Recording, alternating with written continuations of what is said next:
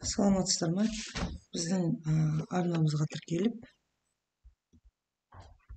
қоңыраушаны баса кетіңіздер. Бұл жерде бізде қазір көрсететініміз мұрағатқа түскен оқушыларды қалпына келтіру.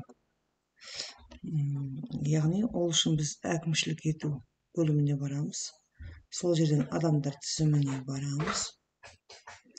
Осы адамдар тізімінің ішінде мұрағат деген бөлім бар. Мұрағат деген бөлімді ашамыз.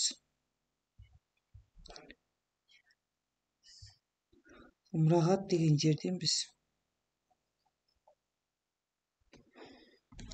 оқушыны таңдап аламыз.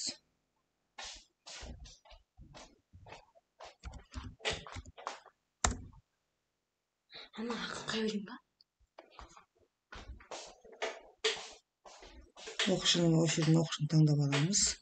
Сол кезде мына жерде карандаштың суреті бар. Карандаштың суретіне басқаннан кейін қарап шығу бөліміне өтеміз. Қарап шығу бөліміне өткеннен кейін оң жақ тұсында қалпына келтіру батырмасын басамыз. Қалпына келтіру батырмасын басқаннан кейін мына жерде қай оқу жылына,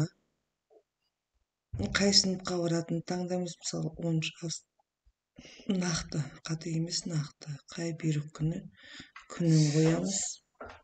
Бұйрық номерін қоямыз. Бұйрық типін, яғни бұйрық түрін қоямыз.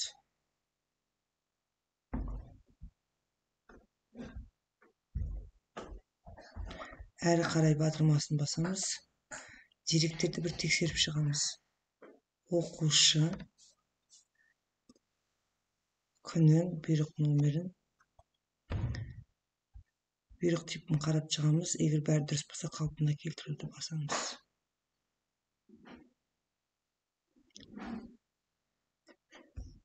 Арнамызға тіркеліп қоңыраушаны баса кетіңіздер. Бұл жерде барлық ақпараттарды көре аласыздар.